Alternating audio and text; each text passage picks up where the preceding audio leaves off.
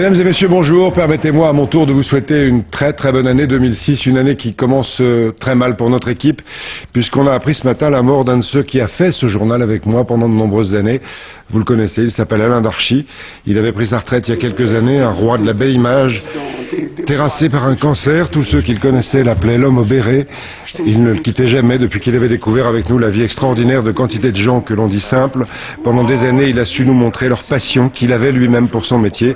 Tout à l'heure, on reverra bien sûr quelques-unes de ses plus belles images. Alain Darchy, qui me manque déjà énormément. Auparavant, le reste de l'actualité et les prévisions météo d'Evelyne Delia, bien sûr, avec une nouvelle alerte à la neige, cette fois-ci dans le Midi. Météo France met en vigilance pour la nuit prochaine et la journée de demain 6 départements. Le Tarn, l'Aveyron, la Lozère, l'Hérault, le Gard et l'Ardèche. Déjà cet après-midi, quelques flocons sur les Cévennes et de la pluie sur le Languedoc. Des flocons aussi sur l'Île-de-France jusqu'à la Normandie, où on ira tout à l'heure aussi, dans le centre. Un peu de soleil quand même. De la Gironde au Limousin.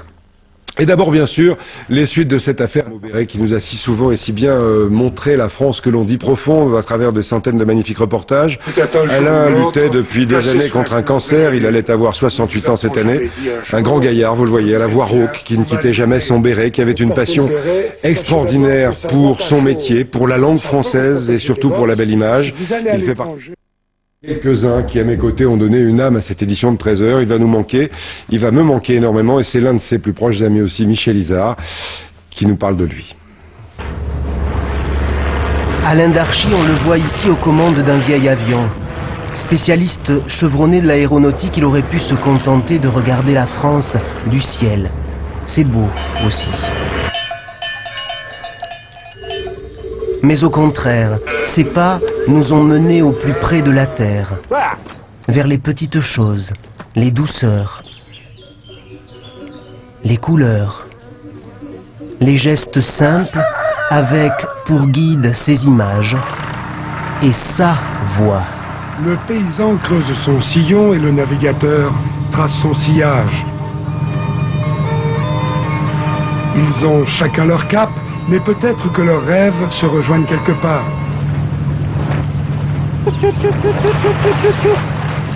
Venez. Viens ici, la belle.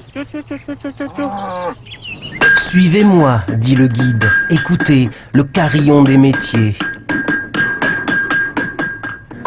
Le travail de la main de l'homme. Et le respect du son.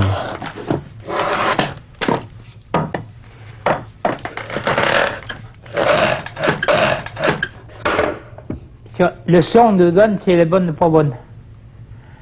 Il y a un son. Elle nous parle, oui. Elle nous répond. On part de rien et on fait quelque chose qui tient debout. Une roue bien faite doit tenir debout toute seule.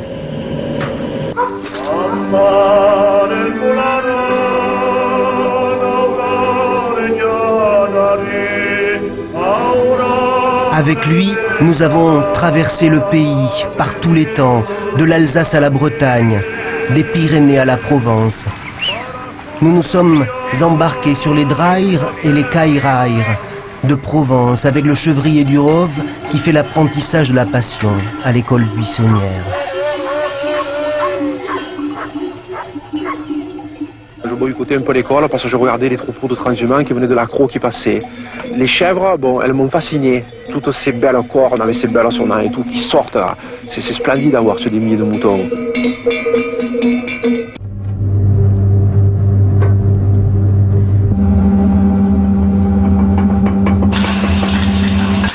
Se promener dans les reportages d'Alain Darchy, c'est un peu comme ouvrir une malle au fond du grenier. Et découvrir au détour de mots presque oubliés des savoir-faire, comme celui du dinandier et de son martinet.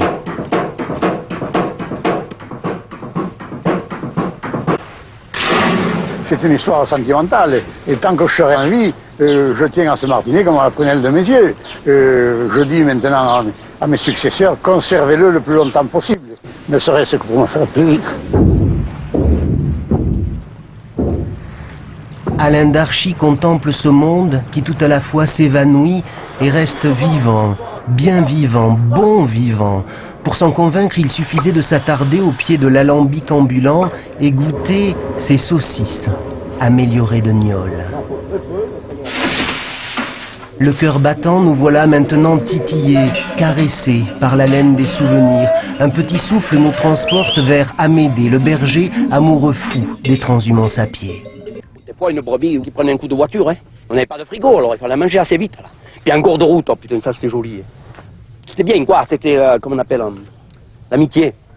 Alors le soir, on s'arrêtait, mettons, comme là, et puis il y avait des paysans qui venaient. Et on les invitait à souper pour arriver à finir à manger la brebis. Et ça faisait une fête. C'était, je vous mens pas, magnifique. Personne ne peut plus s'imaginer ce que ça a été cette nuit. Personne.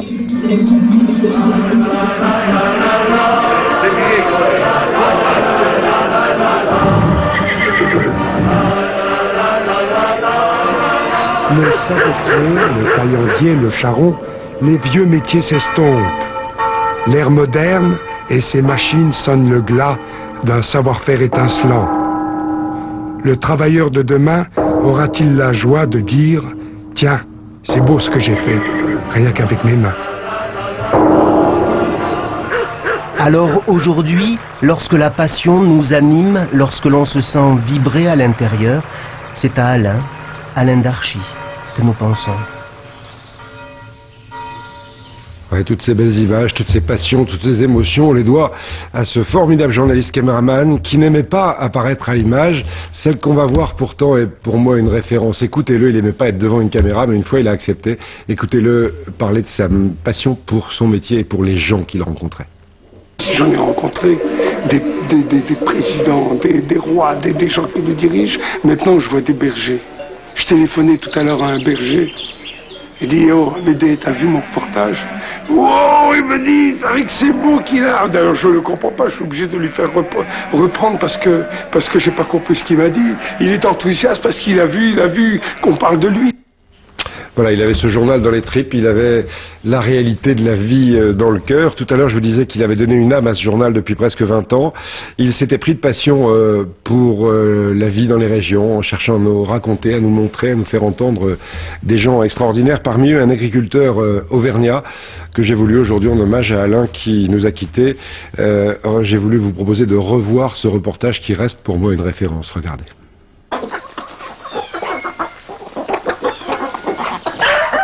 Michel Boudon, 42 ans, paysan auvergnat, le paysan qu'on ne trouve plus que dans les livres. J'ai toujours porté les sabots. J'allais à l'école en sabot. Je me mettais à la messe en sabot. On n'a jamais froid dans les sabots, le bois est chaud. L'hiver, on prend des chaussettes et puis bon, on met un petit pincé de foin dedans, mais pas beaucoup, juste un peu. Puis on a le pied au sec, c'est sain, quoi. J'ai toujours voulu conserver ce que j'avais comme c'était. Ça a été ma ligne de départ et je l'ai toujours suivi. Comme on dit, tout homme qui ne se retourne pas sur ses racines est un homme perdu. Perdu comme les habitants du hameau. Au fil des ans, le Coudercher s'est lentement vidé. Partout, les volets clos des résidences secondaires.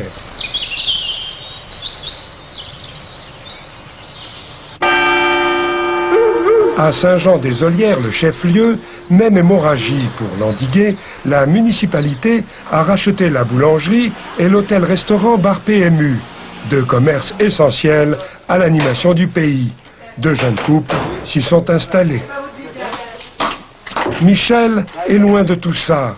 À la ferme, la vie est la même que dans le temps. Le temps de Joseph, le père, 84 ans. Et le patois, pour conduire le bœuf dans les entraves, le travail, dit-on là-bas. Je me suis appris à ferrer avec mon père. On avait nos entraves, on les a toujours gardées. Comme il n'y a plus de maréchal ferrant, maintenant c'est fini. Alors là, il faut les ferrer. Les bœufs, on travaille avec eux de la journée. C'est pas tout à fait comme les vaches, quoi. Il y a quelque chose en plus. C'est des amis fidèles. Deux amis de poids, 900 kilos chacun. Tous les travaux au rythme de leur pas tranquille. Sur ton pied. Là, dragon, là, mon bon, là. Ça peut pas te piquer, là, sage. Soigne ton âne et tu auras des crottes, dit le proverbe. Bien ferré, 20 kilos de fourrage par jour, avec dragon et mouton, le labourage est plus léger. La bonne terre seule retournée et le sillon plus fin. C'est la 11e paire que je dresse. Quand les bêtes sont pas battues, on peut les approcher comme on veut, elles sont pas craintives. C'est plus facile pour les diriger. Puis quand je les vends, d'ailleurs, je me renseigne sur qui ils vont, quoi. Je veux pas qu'ils soient malmenés, qu'ils soient nourris correctement, quoi. Je veux les vendre en confiance. Et la Brabant, vieille charrue à 2 socs, sur la route on s'arrête pour voir. Oui, il y a pas mal de gens qui viennent voir labourer les bœufs. Ils viennent rechercher, je pense, ce qu'ils ont perdu chez eux il y a très longtemps. Bon, mes bêtes ne sont pas poussées. Bon, ben, elles ont le lait qu'elles ont. Si elles en ont plus, si elles en ont moins, c'est pour les veaux, ça n'a pas d'importance. Je vends les veaux de mes 10 vaches, ça fait 10 veaux. Et puis j'engraisse des cochons, quoi, avec le grain que je récolte sur mes terres. Je travaille approximativement 3 hectares de terre avec les bœufs. Et tout ce que je fais venir, c'est destiné à l'alimentation du bétail. 20 litres à chaque biberon, on appelle ça le veau élevé sous la mer. Et puis une passion, réparer les pendules. Trop long, des travaux refusés par les horlogers. Ici, on prend le temps, la terre est patiente. J'aime bien lire des romans de la terre, tels que Michelet ou autres. J'en ai pas mal, quoi. Giono. Et il y a des écrivains du coin aussi qui ont écrit des livres sur la région, sur le pays, que j'aime bien. C'est un peu des hommes qui ont appartenu à la terre, je pense, qui ont vécu cette époque-là et qui retracent un peu la vie du pays, beaucoup autrefois.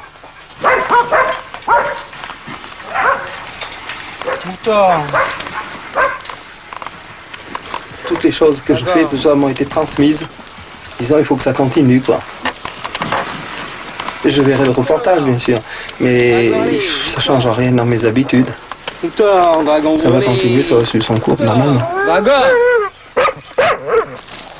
Voilà un reportage d'Archie absolument magnifique. Tout homme qui ne se retourne pas sur ses racines est un homme perdu, disait Michel Boudon, qui doit être très triste comme tous ses amis qu'il a rencontrés un peu partout dans les régions françaises au fil des années pour cette édition de 13 heures qu'il portait dans les tripes et dans le cœur. Et Alain, tu nous manques énormément. Je voudrais saluer sa femme, sa maman que j'ai eue ce matin au téléphone et sa fille Félicie. Félicie, tu avais un papa extraordinaire. La bourse, elle monte de 0,08% à 4842 points.